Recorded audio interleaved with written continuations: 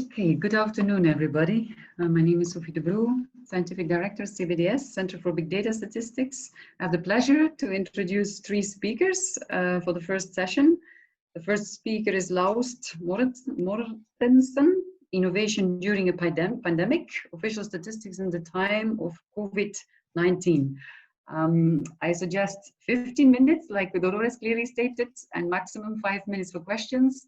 If you do have questions, perhaps give me an indication in the chat, if you can.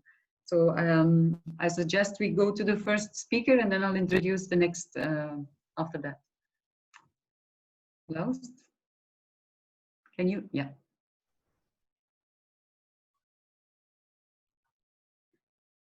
So is it showing correctly?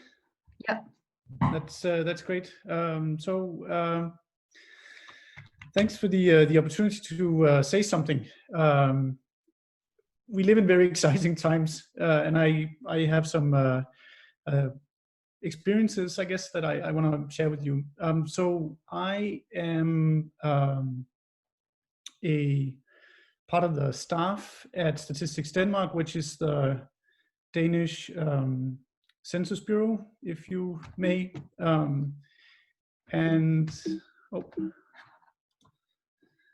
If you don't know where Denmark is, it's right here in the middle of the world. That's the way we like to think about it. So it's a very small country, and the statistical bureau is also fairly small, so we have to do with limited resources, really. Just to give you an idea of what kind of a company we are, here's a picture of our building. This building, I think, encapsulates a lot of characteristics of a really old census bureau like Statistics Denmark. So we are certainly dependable and stable, but also we are perhaps not the best innovators in the world. We like to do things the way we did it yesterday. And this is in fact why we are so happy to be part of NeEDS, because we realize that we have some issues with coming up with new stuff, I mean that's why this has been a particularly nice collaboration for us. So classically, census bureaus do things like collect the census, and we used to do that on paper. In some countries it's still done through questionnaires. But in Denmark, we rely on the fact that we, for more than 50 years, have had a unique ID for every individual that's used to provide all kinds of services from the state. So every citizen is issued with a small card like this one. This is mine. That gives me access to go to the doctor, and the same number is used to index my taxes. If I want to put my kids to school, I'll use this number. If you buy a house, you use the number. When you go to the bank, you use the number. So it's used in like lots and lots of different contexts. And at Statistics Denmark, we really mastered the reuse, the clever reuse of all the data that's indexed by this number. And there's a separate ID for companies, so you can do the same trick there. So basically our expertise is in really clever reuse of data that's collected for other reasons. Okay, so this is in Danish. It says that Denmark is closing down. This was announced by our Minister of State, Mette Frederiksen, in mid-March. And I was sort of watching this on TV, not really paying attention, but once you see that there's someone speaking sign language, you know that it's bad news. So here everything was closed down. That has some immediate consequences for Statistics Denmark. So the first and the most obvious is, of course, that everyone wanted more statistics on the pandemic itself. So everything related to COVID, to the disease, or to the infection. So there's an entirely new demand. Then secondly, quickly became clear that this was going to have severe economic effects. And we produce a lot of statistics on the economy, and thus there was an increased demand for faster and better and more comprehensive statistics on the economic effects of the pandemic.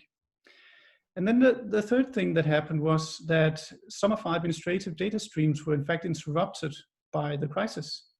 Because remember that we rely on reuse of data that's collected for other reasons. So if, for example, the way that you report your VAT changes during crisis, we have a big problem. So we have to be really creative.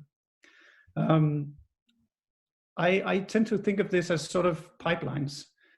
So we actually need new pipelines in order to meet the demands. So we have to be creative about completely new sources of data. We also have to use the existing pipelines that we do have more. So they have to transport more water if possible. And then possibly there's also some data streams that will stop existing as a consequence of the epidemic. Okay, so the first thing we did was to think of outlets. So if you go to the homepage of Statistics Denmark, you'll be met with this message, which I've encircled in red. And it says two things. So it says that you can now go and watch experimental statistics related to COVID-19. That was set up immediately after the shutdown. The second thing is that we highlight how extremely important it is that you, as someone who's supposed to report numbers to us, do it diligently during the crisis, because we are actually really dependent on that during the crisis. Okay, so this is a screenshot of the new homepage on experimental statistics.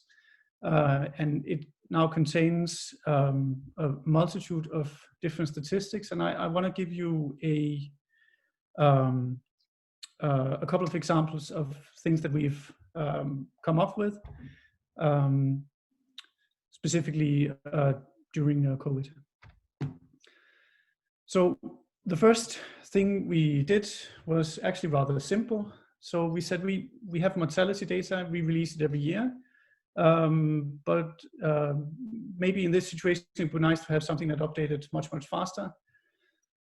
So what we did was that we built a system that updates every single day with a lag of, I think, about a week, which was set up and which can be used to monitor excess mortality. This is from the Financial Times. And you can see that in Denmark, there was a little bit of excess mortality, but just for a brief period.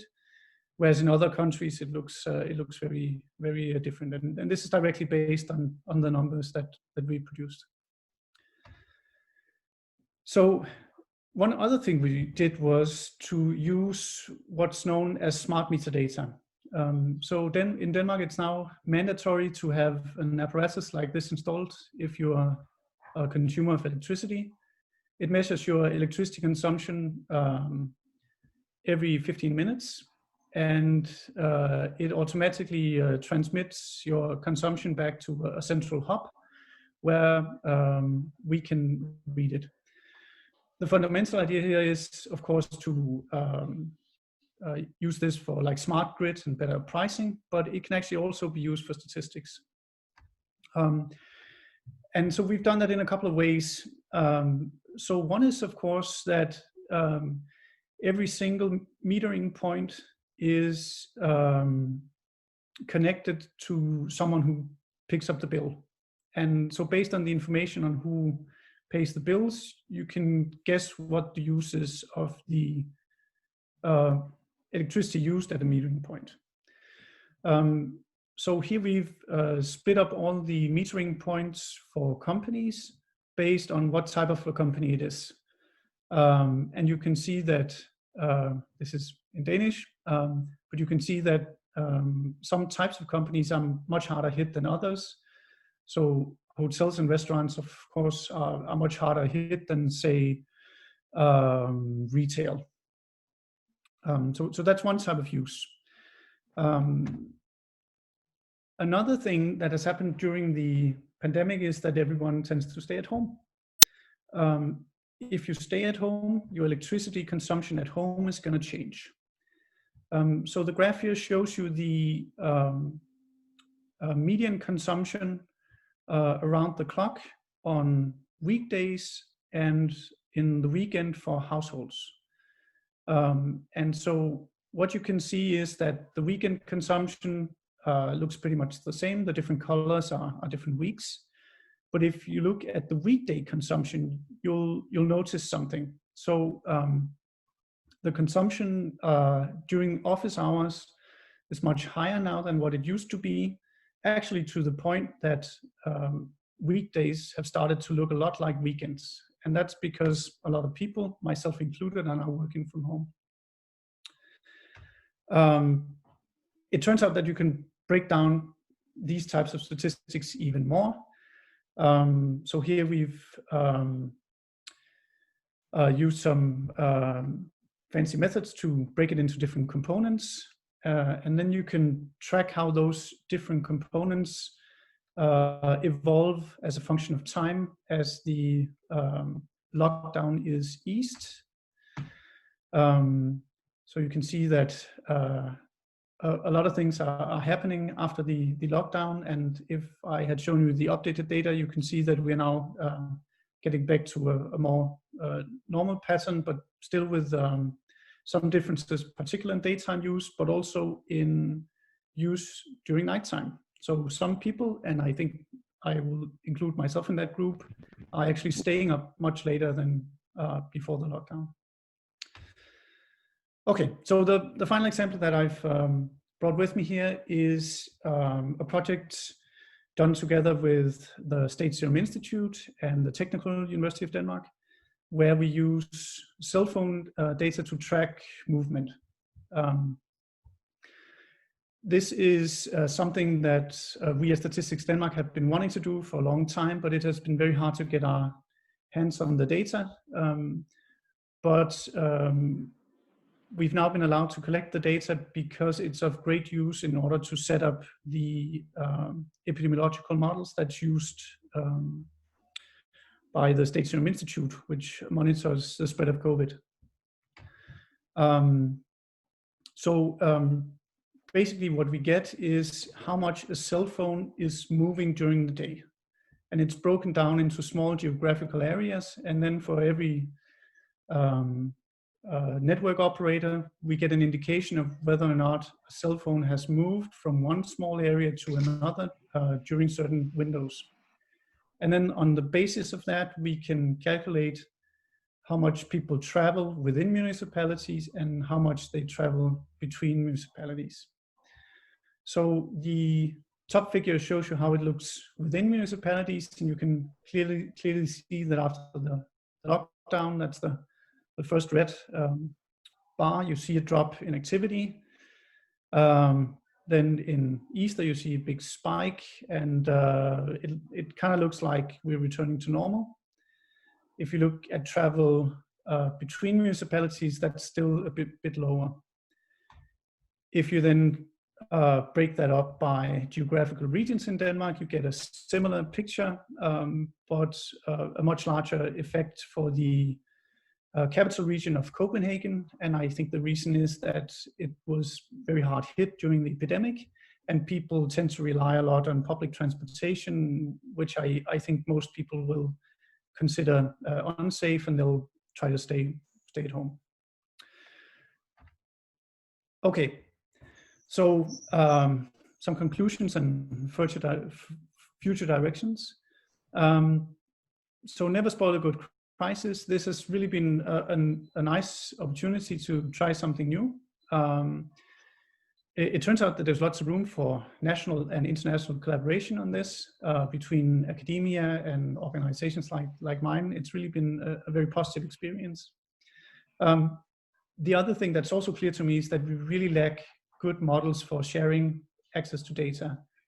By far the biggest task for me during this process has been organizing how to safely move data around, managing the legalities around that.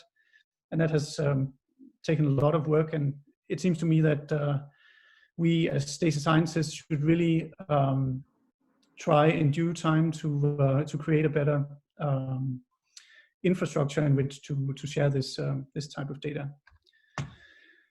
And so with that and a list of all my acknowledgements here, I want to thank you for the attention. Okay, thank you very much. Perfect timing.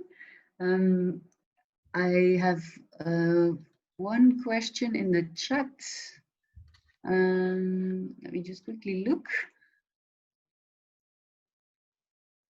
Please elaborate how the smart meter data was used. Yeah, so the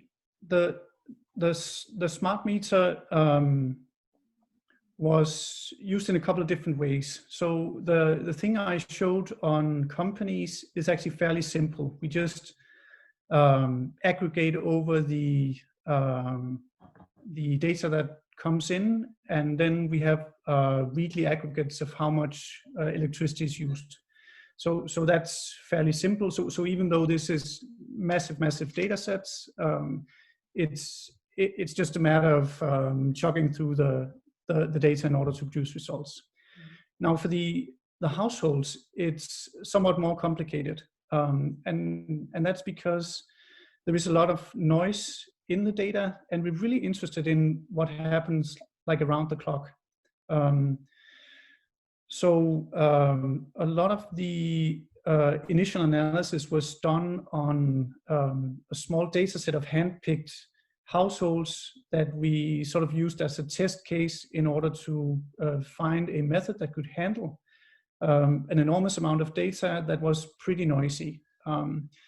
So we did a lot of sort of initial analysis on this data set and settled on a method that could handle this. So we used something that's known as non-negative matrix factorization that I think is developed for picture analysis that works really well for these types of patterns.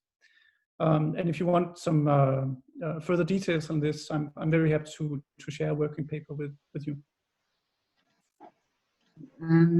Of course, at Statistics Netherlands, we are very jealous about this data set because we still haven't got it. Did you get a push through the Corona crisis to get access, or you already had access?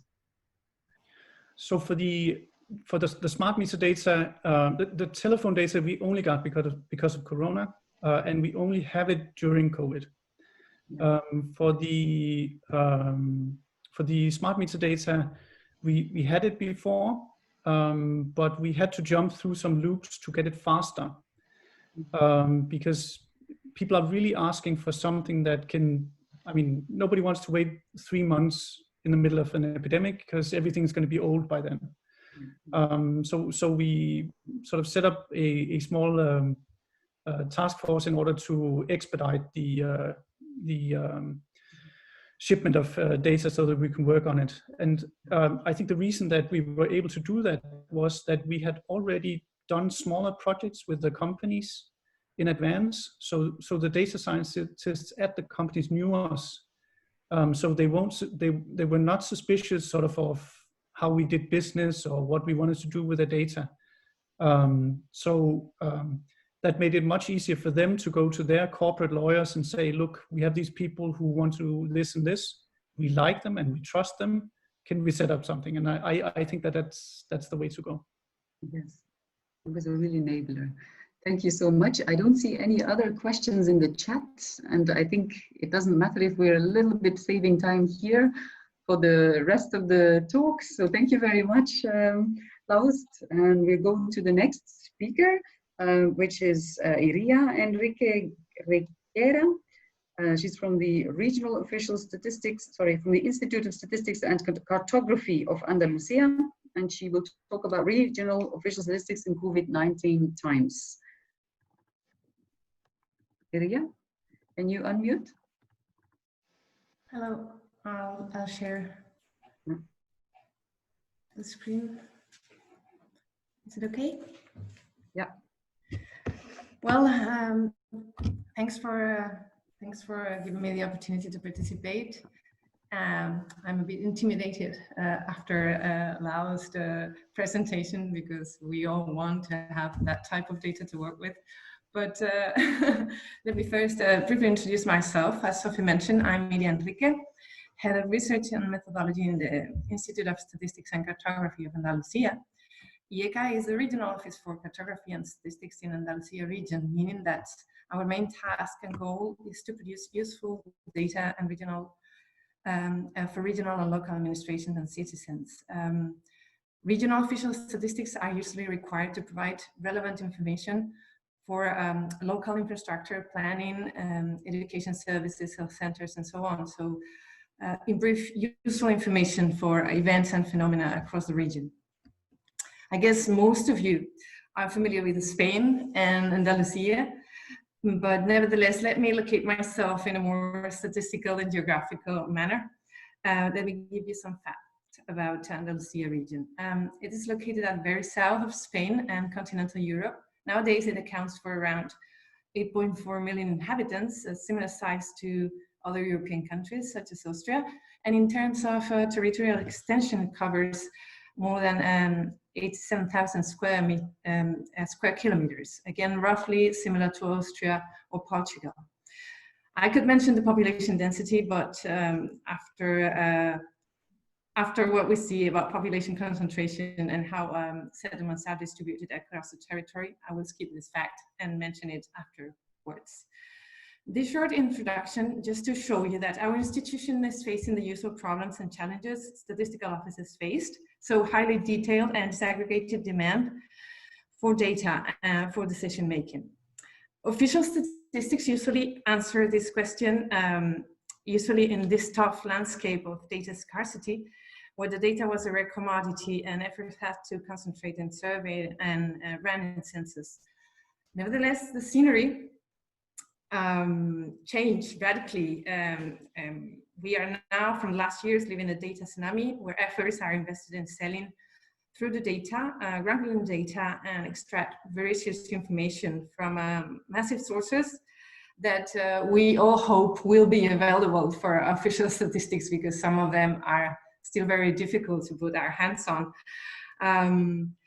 Luckily, well, data science have to do with both data volume and characteristics and how to sail and grangle the data. But fortunately, we are not facing this challenge like the Kanakawa sailors with ancient tools. And we are well equipped with software tools such as R, Python, and Postgres, and so on. In most statistical offices, since it's the case in Andalusia, work developed during the last decades on handling administrative data have been a good training to navigate in this new landscape.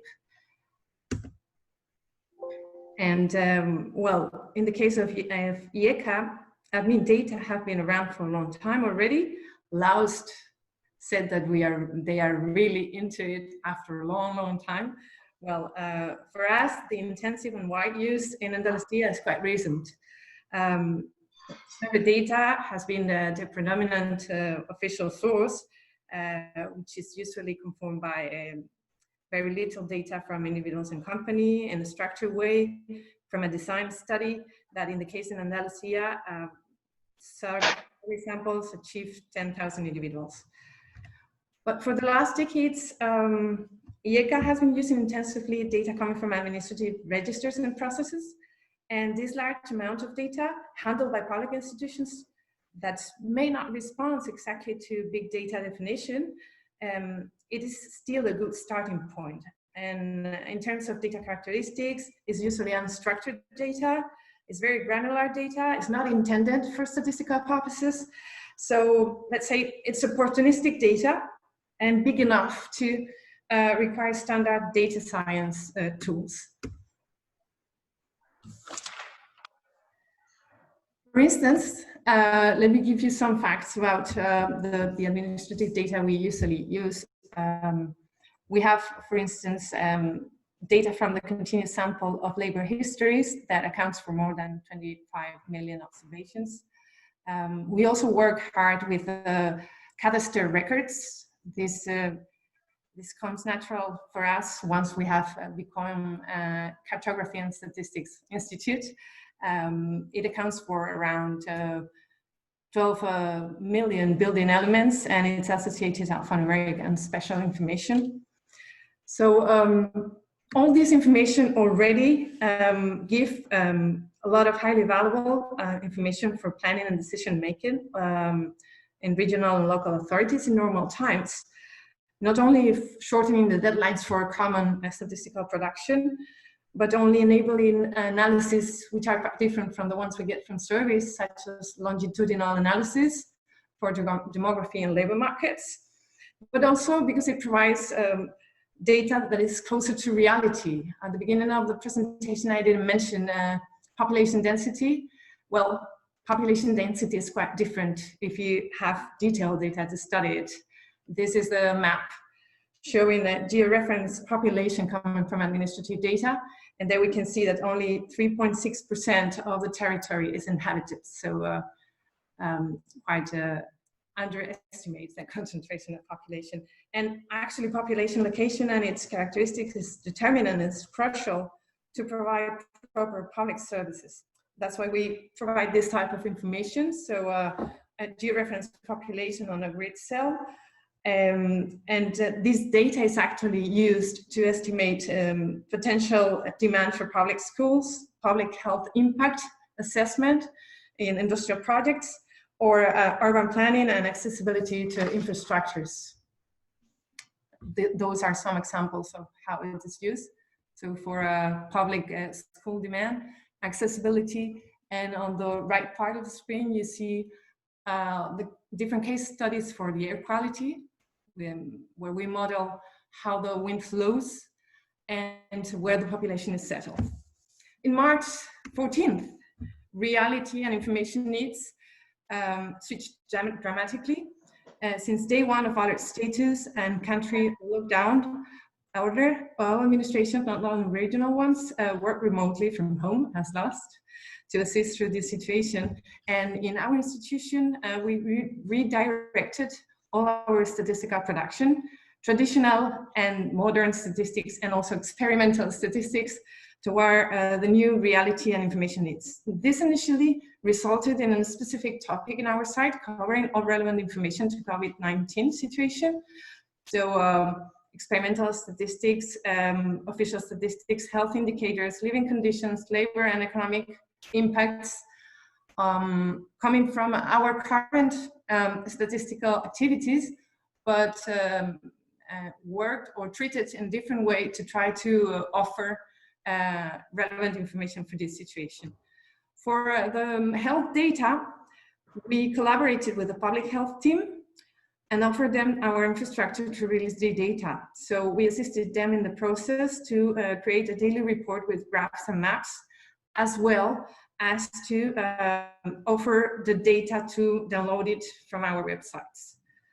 On the traditional statistics part, we also ran a specific survey, social survey, to study further the conditions, living conditions of the population during alarm status.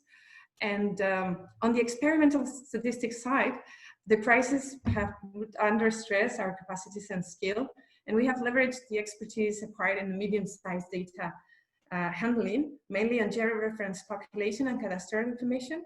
During strict lockdown, we provided info on location of population at risk. So for instance, elderly people living alone or with elderly people, and location of pharmacies and healthcare centers.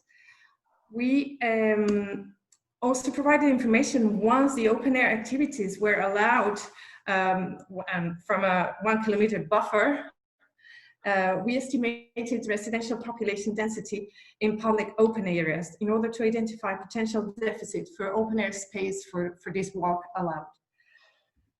As phases from the lockdown passed by and less strict lockdown took place, we provided some information on distribution of built areas by activity in order to identify hotspots in the territory in terms of potential population attraction. All this information, again, comes from administrative sources because the big data sources are still difficult to catch. It's not only provided through map, but also it's fully downloadable from web interoperable services. Nevertheless, to end up, I want to stress that cooperation and willingness to share have indistinctive sign of attitude during this shock. And this has also the case for data people and administrations. And thanks to this cooperation, IECA, for the first time in our situation, have had the opportunity to work with real mobile data also. We receive origin destination matrices for Andalusia that accounts for around 1 million records per day. And well, with that, it seems we get closer to this big wave of data.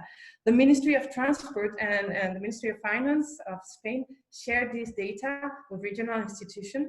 Is mobile data acquired for the monitoring of activity and mobility during the alert status. As soon as we receive the data, the ECA, and again, taking advantage of our GEO colleagues and the previous experience, we developed a daily report focused in monitoring mobility behavior through the different lockdown phases and providing indicators on inflows and outflows rates, mobility intensity, and daytime population density for health districts, which is the administrative division for epidemiology monitoring in Andalusia. Now that the new normality or reality has arrived, we expect to continue this way of data availability and collaboration and pursue the work on experimental statistics, namely on mobility patterns in normality, trips between provinces, like the graph you see there, trips per hour and activity of origin and destination. And moreover, if possible, we would love to enlarge our experimental work and include further sources. Well, smart meters would be great. And admin applications for the mobile and satellite images. So thanks for your attention, and all questions are welcome. Thank you, Iria. I'm looking at the chat. I don't see anybody's posted, but perhaps people have questions. So please feel free to shout and unmute yourself if you have an urgent question.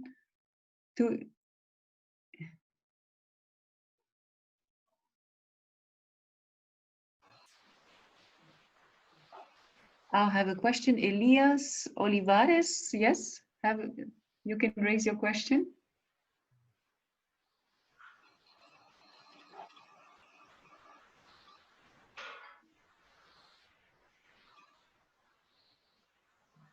Okay, microphone is not working. How did they compare information to Facebook mobility reports? Is the origin destination cube calculated by the phone companies? Sorry, excuse me, this is a different question. So Elias Olivares asks the question, how did they compare information to Facebook mobility reports? Does that ring a bell, Iria? Sorry, do you hear me? Yes. The question is how this compared to Facebook mobility reports? Yes. We have not compared to that. We have compared to another mobile source we have coming from the Ministry of Finance, but to Facebook mobility reports, not. But we will take a look on that. Mm-hmm. And I have another question by Jose Gomez. Is the origin destination cube calculated by the phone company? Yeah. Actually, when I say we receive big data, so far, we have never received the raw data. We have received matrices from the Ministry of Finance, directly calculated from the National Statistical Institute and the mobile companies. And on the other hand, the data we receive from the Ministry of Transport is more detailed data, but still calculations for matrices are done by the telephone company. Yeah. Then I have another question by Belen. Have you studied relationship between outbreaks and mobile data? Between, sorry? Between the outbreaks and mobile data. We have, so far not, we have studied basically the relation between mobile data and the different phases. When I say phases, I mean in the lockdown phases. And it really points out, because for instance in Andalusia we have different phases among provinces, and you could see clearly different behavior of individuals in provinces where lockdown was more strict than other. And also, but it's not tested, so I mean, still studies should be run on that, but it's true that for some certain moment in one province, in one health district, which is what we use for monitoring, in Jaén, there was a rise of cases, and we could see the week after they had like an explosion of mobility. The week before of that rise of cases, they have had like a big crunch of mobility in the data. But we have not worked so far, but cooperation with the public health people is working very well. So we expect to work on this data as well as on the data we have collected through traditional sources, which is a survey on social and living conditions that we have designed also with them, with the people of public health. And we expect to work on that part of the data also.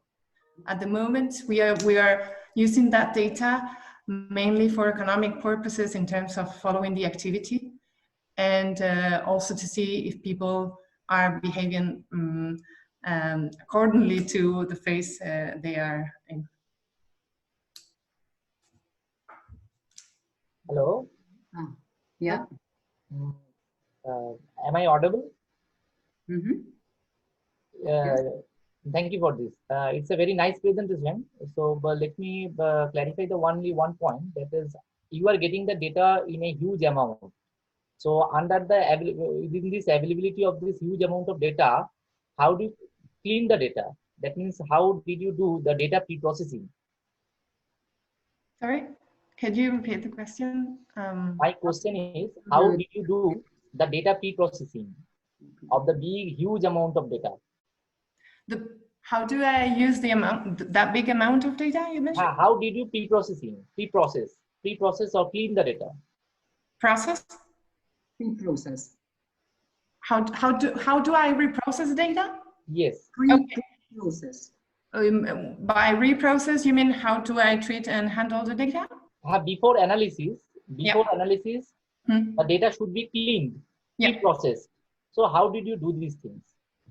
Well, the data we receive from mobile companies is already a pre-treated data. That's why I said we don't get the raw data from mobile antennas sign. You know what I mean? So there is an intermediary. Usually, all mobile companies do that. And there is an intermediary company and also agent, which is the one dealing with the bulk data and cleaning it. So what we get is, that's why I said we get like a million records per day, which is the matrix origin and destination, but that's not the raw data. That's already the data to work from. Okay. So I do different check-ins of the data, because I mean, I also have of course I have the methodology they use, and also how they locate, for instance, the workplace and how they locate the home place. But I mean, you have to review certain coherency in the data, because sometimes it might be shocking. So we do a review of the data, but we do not work with the raw material. I haven't seen it. I mean, I've heard about it.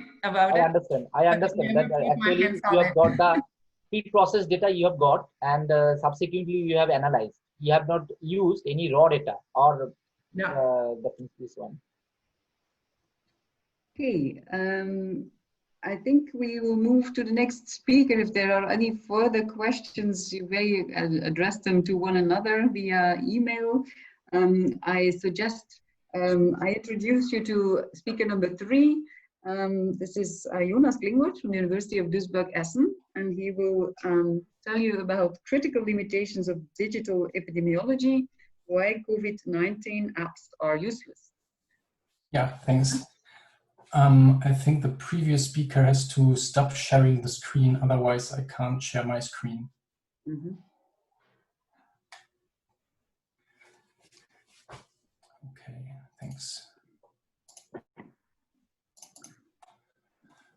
Okay, yours, you can see my screen? Yeah. Okay, perfect. Yeah, thanks for the opportunity to talk about this. To introduce myself, I'm Jonas Klingwort. I work for Statistics Netherlands and for the University of Duisburg-Essen, and this is a joint work with Rainer Schnell from the University of Duisburg-Essen on critical limitations of digital epidemiology, why COVID-19 apps are useless. So in the given situation, the German Academy of Natural Scientists suggested in Germany the use of nationwide surveys via a smartphone app to provide data on the population's current state of health, apps for voluntary reporting of symptoms and information on the course of the illness, data recorded by activity trackers and other variables on the various resting pulse and sleep rhythm to indicate signs of fever and the emergence of flu-like symptoms. And finally, the use of voluntary provided personal data such as movement profiles in combination with contact tracing. And in contrast to these recommendations, we consider the methods of digital epidemiology as proposed being unsuitable for use as a pandemic surveillance tool. Digital epidemiology uses data that was not generated with a primary purpose for doing epidemiology. So it's not based on a statistical research design. Therefore, the data generating mechanisms are unknown. We do not know the population coverage, and that might be also incomplete. So we cannot draw valid inferences by design-based approaches. Correspondingly, the widely known flagship demonstrations of digital epidemiology, which are using search engines for prevalence estimation, are still unproven and debated. Which can be, which is discussed in the references mentioned here. We use the total survey error model for evaluating digital epidemiology. So these methods require access to devices and motivation to participate. The availability must be given in all population subgroups, or we need to know the relationship between availability and our target variable. So neither smartphones or fitness trackers are uniformly distributed in a population, and we also don't know the functional relationship between their use and the health status. So the population study based on these kind of devices will have coverage and non-response problems, which are in general studied in survey methodology.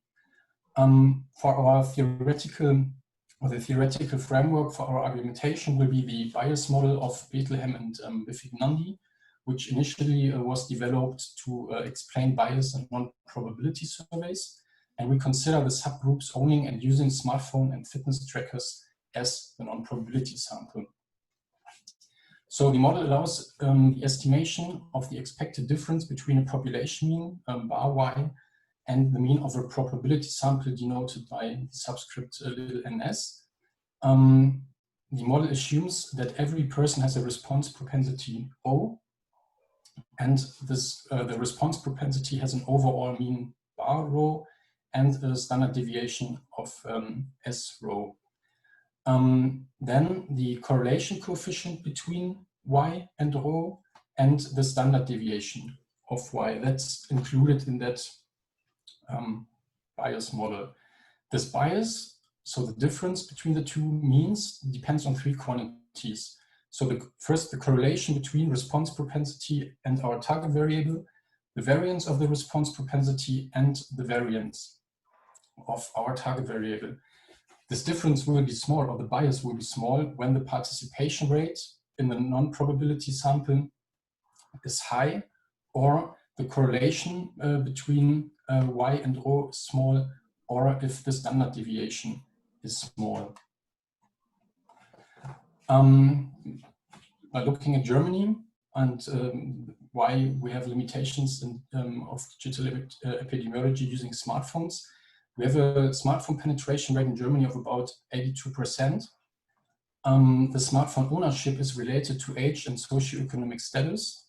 And in Germany, we also have a quite large part of the population being older than 65 years, so 21%. And smartphone use, ownage, and usage decreases with or it's low in these high age groups.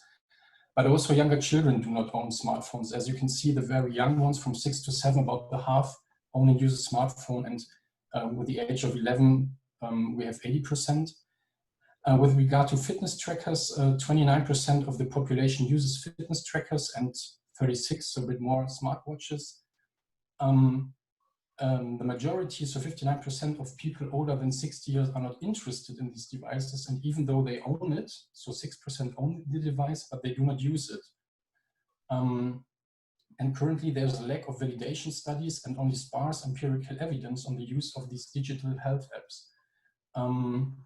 However, the usage of these digital health apps seems to be associated also with age, health, and the socioeconomic status. So these points mentioned will lead to a selection process in using of smart devices. So the figure on the right side shows this selection process going from the general population to finally the data provided. These 7 intermediate steps might introduce a selection bias by excluding specific subgroups of the general population. You see, I use different colors. So step 1 and 5 exclude non-owners of specific smart devices because they do not own it, or the ability to use or activate Bluetooth is not given. Or the other steps are similar in their courses and effects to survey non-response, where step 7, so providing demographics, is identical to item non-response. So in some apps, when it's used, people can use it, but if they do not provide demographics, you have the target, you might measure the target variable, but demographics are missing. Therefore, data will be provided by, likely provided by younger people, those with a higher socioeconomic status, better health, more physically active, and also interested in new technologies. The first app we had in Germany was the so-called data donation app of the German CDC, which is the Robert Koch Institute. That app considers the identification of regional infection clusters down to postcode levels. We have in Germany about 8,200 postal codes. At the beginning of June, there were 550,000 installations reported, which is about 0.6% of our population. It varies a little bit between administrative units, so from 0.2 to 1.2%. And for the purpose, so to identify regional infection clusters, if you want to detect a change of prevalence of 1%, so from 1 to 2%, the required sample size for each of the postcode area exceeds about 1,800 persons with a power of 0.8 and alpha 0.05. That would result in an overall sample size of 50 million people.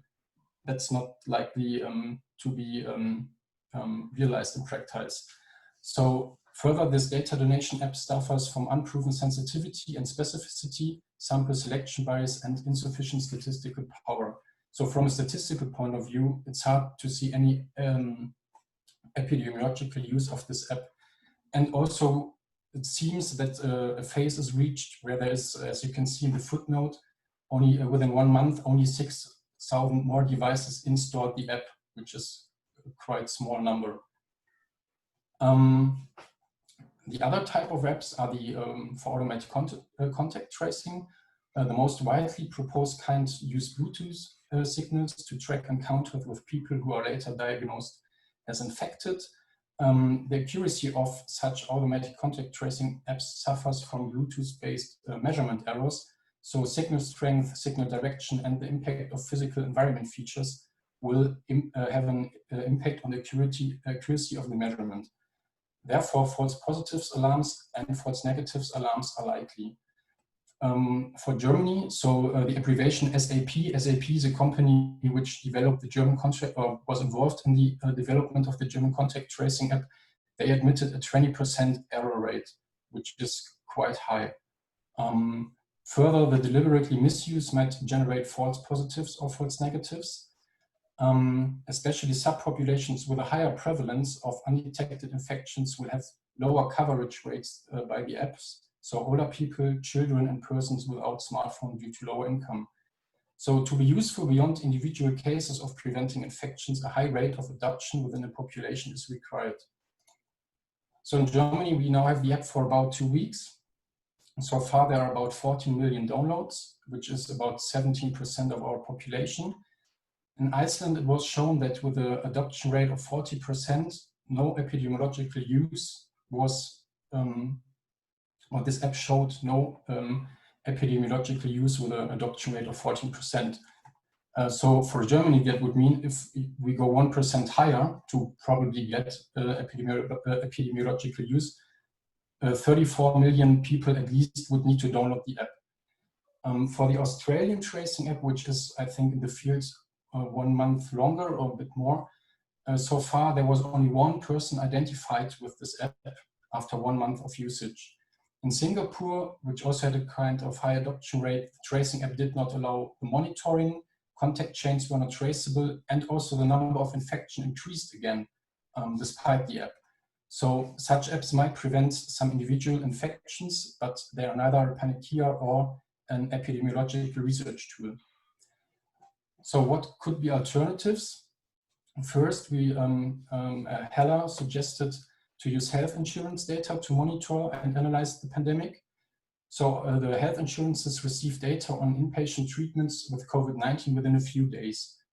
The data contains plenty of required covariates, and therefore statistical analysis of outcomes are possible with data already available. This is a fast indicator system. We do not need any additional data collection, and the data can be analyzed within existing legal regulations. Second alternative would be municipal health data. So instead of mapping data of a COVID-19 app, data resulting from infections reported to the municipal health department should be mapped. In Germany, we know the number of inhabitants for all 100 times 100 meter areas. Local density estimate could be published using this freely available tool. It's freely available to administration using the infections reported or the data of the health insurances. The data could automatically be aggregated to meet the GDPR, and each municipality could have its own desired level of aggregation to meet the GDPR. This tool would allow the identification of regional infection clusters. And the third alternative would be random samples. So Schnell and Smith recommended here first a large true random sample sized more than 30,000 elements in many primary sampling units, so more than 120, and test for antibodies using blood probes should be used. In addition, they suggested a booster sample of persons living in institutions for the elderly. Second, a longitudinal sample is required to study the course of the disease and for the study of symptom-free infected persons.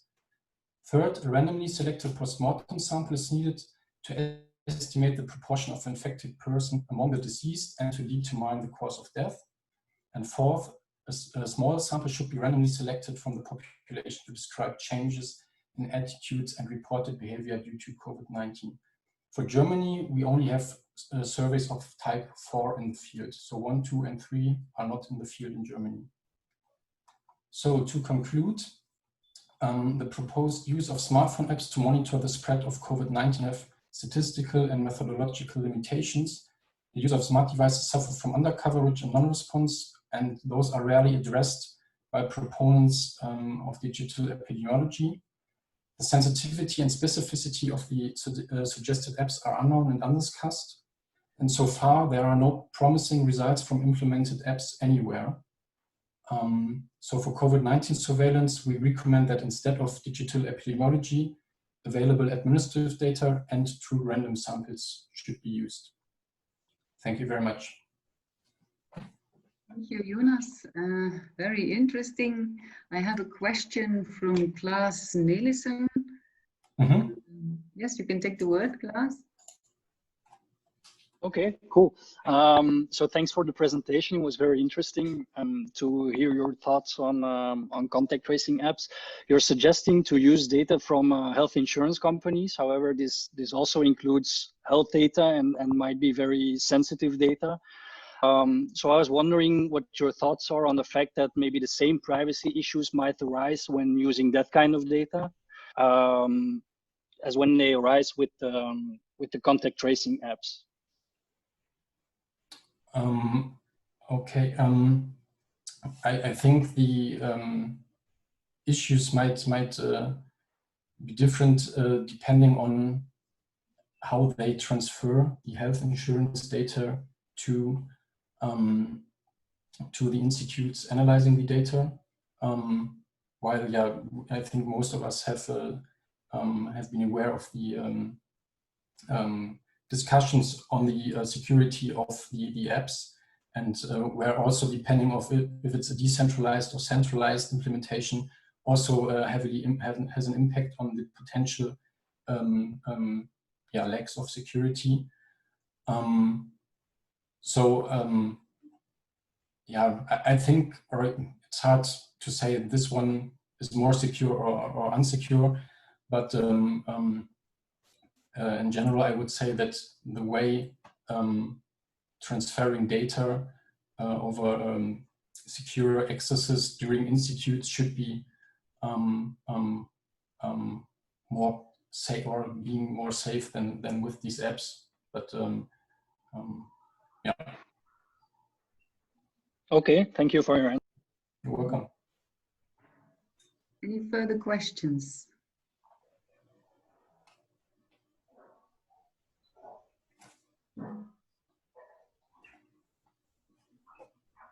I guess you did a thorough literature review of all the potential positive experiences with these apps, and you couldn't find one, I presume?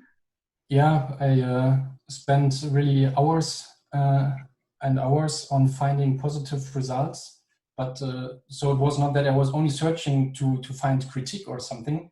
But yeah, I never found positive results. But so there's a paper on this presentation out there, and currently I'm working on an updated paper of that, because yeah, with each day more and more information on that is being available. So my paper is a month old and could already in some points be updated. So for example, the German contact tracing app was not implemented at the time the paper was published. Yeah, so I'm working on an update to that. Yeah, so if anyone has positive information, I would be happy if that would be shared. Yeah. If time forbids, I would like to add something. Yeah. I'm a computer science engineering student at Indian Institute of Information Technology. So in India, Indian government has implemented an app called Arogya Setu for contact tracing and a lot of other things. So one of the positive points, let's suppose everything that has been presented by the Mr. Jonas, we take that into account, that there's no positive effect of apps and such data collections through contact tracing apps. But one of the good features that is there in the app is it shows that in 10-kilometer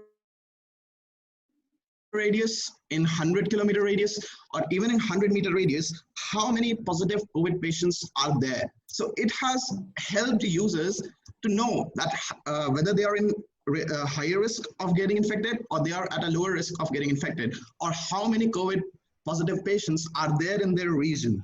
So it has encouraged them to stay at home rather than going out.